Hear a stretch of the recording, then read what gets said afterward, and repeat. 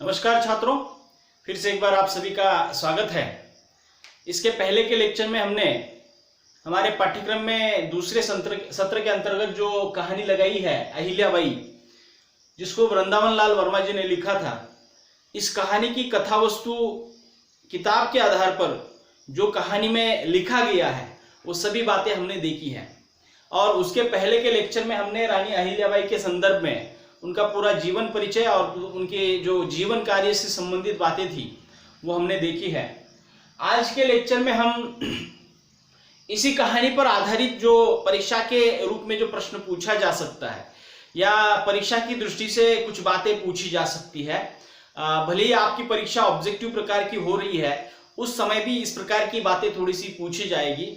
तो मुझे लगता है कि इस प्रश्न के उत्तर के रूप में ये जो बातें यहाँ पे दी गई है वो वहाँ पे आपको काम में आएगी। और दूसरी बात यह है कि इस प्रश्न के आधार पर या इन बातों के आधार पर जो है रानी अहिल्याबाई का चरित्र चित्रण जो है ये भी हमारे समझ में आने वाला है। तो मुझे लगता है कि ये बातें थोड़ा सा विस्तार से मैं आपके सामने रखूंगा और उसके आधार पर और अच्छी तरीके से एक कहानी जो है इसको हम समझने की कोशिश करेंगे। कहानी के माध्यम से वृंदावन लाल वर्मा जी ने अपनी बातें लिखी है। जो भी घटनाएं, जो भी प्रसंग, जो भी मामले विवाद वहां पे लिखे हैं, उन सभी मामलों के आधार पर, उन विवादों के आधार पर या उन स्थितियों के आधार पर ये सभी बातें जो है रानी अहिल्याबाई से संबंधित लागू हो जाती है। और उनके स्वभाव की विशेषताएं, उनके चरित्र की विशेषताएं, इसको हम चरित्र की विशेषताएं भी कह सकते हैं। तो ये सभी बातें हमारे सामने वहां पे उस कथानक के आधार पर आ जाती है। तो आज हम रानी अहिल्याबाई का चरित्र चित्रण जो है, अर्थात चारित्रिक विशेषताएं क्या रही है रानी अहिल्याबाई की, इसके संदर्भ में थोड़ा सा विश्लेषणात्मक ढंग से इसको समझने वाले हैं। आप जब कहानी पढ़ेंगे तो कहानी पढ़ने के बाद जो है उसमें से बहुत सारे ऐसे मुद्दे जो है रानी अहिल्याबाई के संदर्भ में हम सोच सकते हैं और उनके स्वभाव के संदर्भ में हम अंदाजा लगा सकते हैं। और उन स्वभाव के गुणों के आधार पर हम किस प्रकार रानी अहिल्याबाई महान थी और उनका कर्तृत्व किस प्रकार महान था और उन्होंने जो कार्य किया है वो कितना महान था, ये सभी बातें इन बातों के आधार पर हम समझ सकते हैं। तो चलिए हम सभी यहाँ पे जो कुछ बातें यहाँ पे दी है रानी अहिल्याबाई के संदर्भ में, इसको थोड़ा सा मैं विस्तार से समझाने की कोशिश करूंगा। कहानी के अंतर्गत ये सभी मुद्दे आए हैं, इसको विश्लेषित करते समय मैं उन्हीं के आधार पर उसको विश्लेषित करने की कोशिश करूंगा। पहला मुद्दा है रानी अहिल्याबाई से संबंधित न्याय की पक्षधर, अर्थात रानी अहिल्याबाई जो है न्याय की पक्षधर है। कहानी के अंतर्गत हम देखते हैं कि बहुत सारे ऐसे मामले जो है रानी अहिल्याबाई ने हाथों हाथ सुलझाए हैं। अर्थात हाथों हाथ सुलझाए, इसका मतलब यह है कि उनकी उसमें जो उदात्तता है या न्याय देने की उनकी जो कुशलता है वो वहां पे काम में आती है।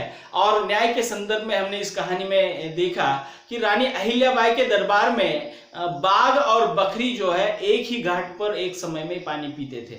इसका मतलब यह है कि बाघ बकरी पर हमला करेगा ये मुमकिन नहीं था और बकरी को भी बाघ से कोई शिकायत नहीं थी। तो ऐसे दरबार में या ऐसे रानी के दरबार में जो है वहां पे कोई भी आम से आम आदमी जो है न्याय मांगने के लिए वहां पे चला जाता था और उसको न्याय की गुहार मतलब न्याय जो है आसानी से मिलता था। तो न्याय की पक्षधर होने के कारण रानी अहिल्याबाई ने अपने संपूर्ण प्रशासन के कार्यकाल में किसी के ऊपर भी अन्याय नहीं किया हुआ हम दिखाई देता है।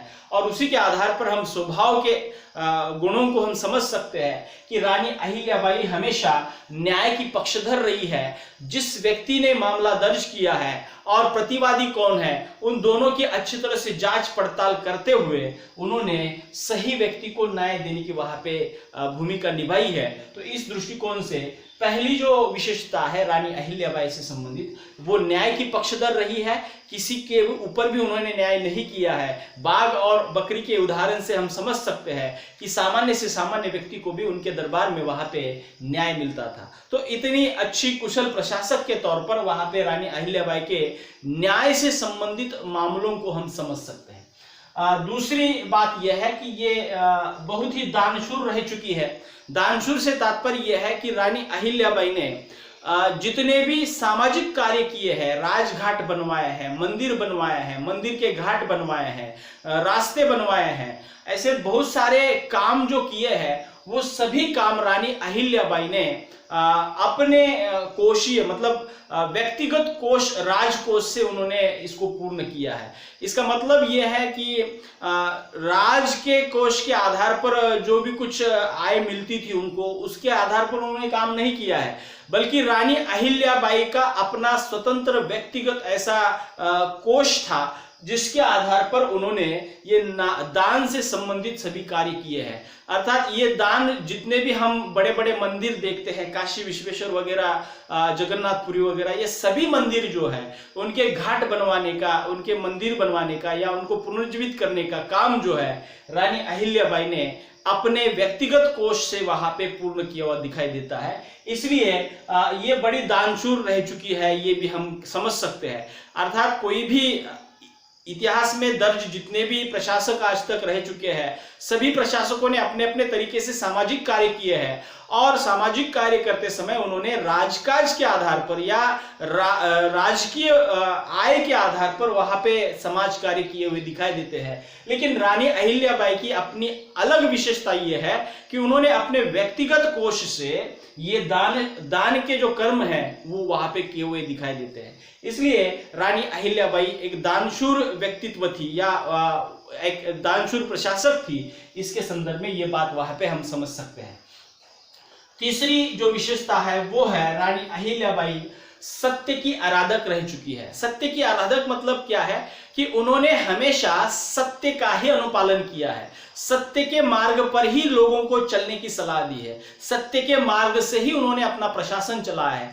दरबार में जितने भी मामले वहां पे आते थे, दरबार में जो भी कुछ फैसले लिए जाते थे, वो सभी के सभी सत्य के आधार पर, अर्थात उस घटना के उस सभी स्थितियों की जांच पड़ताल करने के पश्चात उसमें से सही क्या है, उसमें से सत्य क्या है, उस सत्य को ढूंढा जाता था और उस सत्य के आधार पर ही उन्होंने अपने बहुत सारे फैसले जो है वहां पे लिए हुए दिखाई देते हैं। और अंत में हम देखते हैं कि कहानी के अंत में रुत जो धर्म है, रुत धर्म का, रुत का अर्थ है सत्य, सत्य का अनुचरण करती हुई रानी अहिल्याबाई दिखाई देती है। तो उन्होंने अपने संपूर्ण जीवन में सत्य की आराधना की है, अर्थात असत्य को कभी भी अपने जीवन में उन्होंने स्थान नहीं दिया है। जो जितना हो सके, भले अपने संबंधित हो या अपने परिवार से संबंधित हो या अपने दरबार से संबंधित हो, वो उन्होंने जो सही है, जो सत्य है, उसको ही वहां पे सामने लाने की कोशिश की। अर्थात वो सत्य की आराधक रह चुकी है, सत्य की आराधना उन्होंने की है और अपने पूरे जीवन भर में या पूरे जिंदगी भर में उन्होंने सत्य को ही वहां पे सामने रखा है और सत्य का अनुचरण करते हुए अपना प्रशासन का कार्य किया है। अगली विशेषता है उनकी कुशल प्रशासक। अर्थात किसी भी राज्य का, किसी भी साम्राज्य का कोई भी राजा या रानी होती है तो वो अपने अपने स्तर पर जो है कुशल प्रशासक ही होता है, क्योंकि उनमें उतने गुण होने के कारण ही वो उस आसन पर बैठे हुए होते। रानी अहिल्याबाई के संदर्भ में अगर अलग बात अगर कही जाए तो रानी अहिल्याबाई एक कुशल प्रशासक है। प्रशासक तो है, लेकिन कुशल प्रशासक से तात्पर्य यह है कि उनके सामने जितने भी मामले आते थे, दरबार में जो भी फैसले लिए जाते थे, उन सभी फैसलों को अपने व्यक्तिगत क्षमता के आधार पर, अपने व्यक्तिगत बुद्धि चातुर्य के आधार पर उन्होंने कुशलता के साथ वो प्रशासन चलाया है। अर्थात दरबार में आने वाला हर एक व्यक्ति उसकी जरूरत क्या है, उसकी आवश्यकता क्या है, उसकी मांग क्या है, उसको ध्यान में रखते हुए उन्होंने अपने बुद्धि चातुर्य के बल पर जो है प्रशासन की धुरा जो है कुशलता के साथ संभाली हुई दिखाई देती है। और ऊपर के जो ये मुद्दे हैं, इन बातों का उनके साथ जुड़ा होने के कारण उनको प्रशासन में कुशलता माहिर थी, अर्थात कुशलता उनके पास मौजूद ही थी। मतलब जो व्यक्ति जो है न्याय की भूमिका लेकर चलता है, जो व्यक्ति दानशूर है, जो व्यक्ति सत्य की राह पर चलता है, वो अच्छा प्रशासक होता ही है, अर्थात वो कुशल प्रशासक होता है। तो ये जो खासियत है रानी अहिल्याबाई से संबंधित हम वहां पे देख सकते हैं कि अन्य राजाओं की तुलना में रानी अहिल्याबाई एक कुशल प्रशासक रह चुकी है। महिला होने के बावजूद भी उनकी तरफ जो भी कुछ प्रशासन करने के जो तौर तरीके थे, उनकी तरफ प्रबंधन की जो व्यवस्था थी, या उनके दिमाग में या उनके बुद्धि चातुर्य के आधार पर जो भी कुछ राजकाज करने के जो तरीके थे, इसके कारण जो है रानी अहिल्याबाई का साम्राज्य जो है, राज्य जो है, बहुत ही सुचारू रूप से चलता हुआ दिखाई देता है। तो इसलिए ये कुशल प्रशासक भी रह चुकी है। अगली विशेषता है रानी अहिल्याबाई से संबंधित, वो प्रजावत्सल है। प्रजावत्सल से तात्पर्य क्या है कि अपनी प्रजा अर्थात में अपनी संतान के रूप में, अपने परिवार के सदस्य के रूप में वो वहां पे उस राजगद्दी पर बैठी हुई दिखाई देती है। मतलब प्रजा के साथ किसी रानी का जुड़ाव कितना होना चाहिए, अगर इसको हमें समझना है तो रानी अहिल्याबाई की इन सभी बातों को हम समझ सकते हैं। अर्थात प्रजावत्सलता से तात्पर्य आपको तो पता है, वात्सल्य मतलब क्या है कि कोई माँ जो है अपने बेटे के साथ जो प्रेम रखती है उसको वात्सल्य कहते हैं। लगभग वही भाव, लगभग वही स्थितियां जो है प्रजा के साथ रानी अहिल्याबाई की दिखाई देती है। अर्थात उन्होंने अपने परिवार को तो अधूरे रास्ते पर ही उन्होंने छोड़ दिया था। मतलब अपना परिवार जो है एक के बाद एक सदस्य उनके चले गए थे और मृत्यु हो गई थी। अब सबका अंत होने के बाद रानी अहिल्याबाई ने पूरी प्रजा को ही, अपने राज्य के सभी लोगों को ही अपनी संतानें, अपने परिवार के लोग समझ लिया था।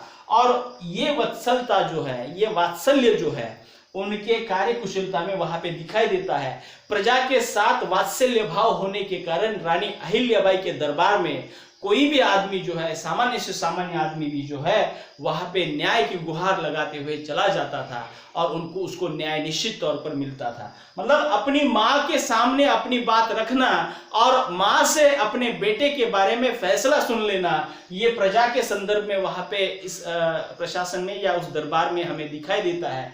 और रानी अहिल्याबाई की ये वत्सलता जो है निश्चित तौर पर प्रजा के साथ जुड़ी हुई थी और प्रजा को ही उन्होंने अपने संतानों के रूप में, अपने परिवार के सदस्यों के रूप में वहां पे मान लिया था।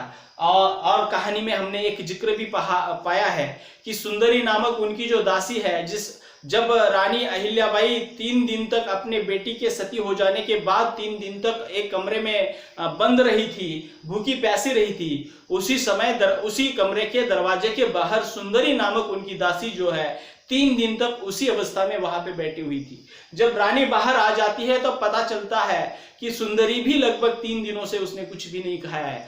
अर्थात ये बात जब उसको पता चलती है तो उस दासी को उन्होंने अपनी बेटी के रूप में वहां पे पुकारा था और उनके आंखों से जो है ये वात्सल्यपूर्ण आंसू जो है किस प्रकार बहे थे और वहां से ही उनके दिमाग में अपने प्रजा के प्रति वात्सल्यता जो है उमड़ कर आई थी। तो ये प्रजावत्सल रानी रह चुकी है, इसको भी हम समझ सकते हैं। अगली जो उनकी विशेषता है, तीरंदाज रह चुकी है। अर्थात युद्ध कला में वो माहिर है, तीरंदाज है। अर्थात युद्ध शैली के आधार पर, युद्ध नीति के आधार पर जितनी भी बातें आवश्यक होती थी वो सभी जो है रानी अहिल्याबाई के साथ जुड़ी हुई है। अर्थात वो उन्होंने तीरंदाजी में विशेषता महारत हासिल की थी। युद्ध कौशल में या अपना सैन्य बल किस प्रकार बढ़ाना है, किसके जिम्मे सभी रणनीतियां जो है, युद्ध की जो रणनीतियां आंकनी है, ये सभी दांवपेच ये जो है रानी अहिल्याबाई को अच्छी तरह से मालूम थे। और इसी वजह से दादुरनेक नामक फ्रांसीसी जो विशेषज्ञ है सेना का, उन्होंने उसकी नियुक्ति जो है सैन्य बल को प्रबंधित करने के लिए वहां पे उसकी नियुक्ति की गई थी। उसी प्रकार ये तीरंदाज रह चुकी है, अच्छी योद्धा भी वो है। और इसके कारण जो है हम समझ सकते हैं कि रानी अहिल्याबाई एक कुशल प्रशासक तो रही है, लेकिन साथ ही साथ युद्ध के अगर आवश्यकता आ पड़ती है युद्ध की, तो उस समय युद्ध भूमि पर उतरने की तैयारी भी जो है रानी अहिल्याबाई अपने आप में वहां पे करती है। और इस तरह से वो अच्छी तीरंदाज है, अच्छी योद्धा है। ये भी एक विशेषता जो है रानी अहिल्याबाई के संदर्भ में हम समझ सकते हैं। अगली विशेषता है जन कल्याण की चेतना। अर्थात ये विशेषता बहुत महत्वपूर्ण है, क्योंकि रानी अहिल्याबाई जब वहां पे अपने परिवार के लोगों के शोक से आहत हुई थी, अपने परिवार के लोग एक के बाद एक चल बसे थे और उस शोक ग्रस्त अवस्था में रानी अहिल्याबाई के सामने परिवार को त्यागने की, समाज को त्यागने की या इस संसार को त्यागने की बहुत सारी चहलकदमियां जो है वहां पे पनप रही थी। लेकिन रानी अहिल्याबाई के सामने प्रश्न ये था कि ये जो होलकर साम्राज्य है, ये जो भी साम्राज्य इसके पहले जो बनाया था माधवराव होलकर जी ने, तो उस साम्राज्य की अगली वारिस के रूप में रानी अहिल्याबाई ने वहां पे जिम्मा जो है स्वीकारा था। और जिम्मा सौंपते ही या स्वीकारते ही उन्होंने जन कल्याण के रूप में ही वहां पे उस राजगद्दी पर रहते हुए कार्य किया हुआ दिखाई देता है। अर्थात ये जन कल्याण की जो चेतना है, रानी अहिल्याबाई के इतिहास को पढ़ने के बाद हम समझ सकते हैं कि जन कल्याण की चेतना क्या होती है। अर्थात जनता का हित किसमें है, जनता का कल्याण किस प्रकार किया जा सकता है, लगभग ये सभी बातें जो है रानी अहिल्याबाई के कार्य कर्तृत्व से हमें समझ में आती है। तो मुझे लगता है कि ये जन कल्याण की चेतना निर्माण करने का काम जो है रानी अहिल्याबाई के स्वभाव में था। रानी अहिल्याबाई ने अपने स्वाभाविक गुणधर्म के आधार पर जन कल्याण को वहां पे वरीयता दी थी और जन कल्याण के माध्यम से उन्होंने अपने प्रजा को विभिन्न प्रकार के संकटों से बचाया था और जो भी समस्याएं थी उनको सुलझाने का प्रयास जो है उन्होंने किया है। अतः जन कल्याण की भावना जहां पे काम करती है वहां पे निरंतर रूप में वो प्रशासक जो है अपने जनता से संबंधित, अपने प्रजा से संबंधित जो भी कुछ सहायक फैसले हैं वो लेता रहता है। तो रानी अहिल्याबाई ने भी वहां पे बहुत सारे ऐसे फैसले जो है जन कल्याण को, जनहित को ध्यान में रखते हुए वहां पे लिए थे। तो मुझे लगता है कि ये सभी बातें आगे भी हम इसको पढ़ने वाले हैं, इसको भी समझने वाले हैं। लेकिन अब तक मैंने जो 7 मुद्दे बताए हैं रानी अहिल्याबाई से संबंधित, वो इन 7 मुद्दों से आप समझ चुके होंगे कि किस प्रकार एक ही व्यक्ति जो है अनेक स्तरों पर काम कर रही है और वो काम जो है सिर्फ किया जा रहा है इस प्रकार से नहीं है, उल्लेखनीय कार्य किया जा रहा है, विशेष ध्यान देने योग्य कार्य किया जा रहा है। ऐसी महान प्रशासक के रूप में, ऐसी महान सत्य की आराधक के रूप में, ऐसी महान न्याय की मूर्ति के रूप में, ऐसी महान दानशूर व्यक्ति के रूप में रानी अहिल्याबाई इस कहानी के माध्यम से हमारे सामने आती है। अगले लेक्चर में मैं आगे के जो उनके स्वभाव की विशेषता है उनको आपके सामने रखूंगा। और अब तक मैंने अभी जो भी कुछ बताया है इसको थोड़ा सा ध्यान से सुनने की कोशिश कीजिएगा, क्योंकि एक बार ये बातें आपके समझ में आ जाएगी। मैं समझता हूं कि रानी अहिल्याबाई से संबंधित आपको भविष्य में कभी भी अगर कोई प्रश्न गिरता है तो ये सब बातें आपका बातें जो है आपके उस प्रश्न का उत्तर अपने आप वहां पे दे जाएगी। तो पाठ्यक्रम में लगाया हुआ ये जो पाठ है सिर्फ हमें परीक्षा की दृष्टि से ही नहीं पढ़ना है, साथ ही साथ हमें इसके अंतर्गत उस व्यक्तित्व में क्या खासियत रही है, उस व्यक्तित्व ने क्या कार्य किया है, अपने संपूर्ण जीवन में रानी अहिल्याबाई ने किस प्रकार जन कल्याण को ही वरीयता दी है, लगभग ये सभी बातें अब तक हम देख रहे हैं। अगले लेक्चर में यहाँ की आगे की जो उनकी स्वभाव की विशेषता है, उनका चरित्र चित्रण जो है, इसको भी मैं थोड़ा सा विस्तार से विश्लेषित करूंगा। मिलते हैं अगले लेक्चर में, तब तक के लिए रुकते हैं। धन्यवाद।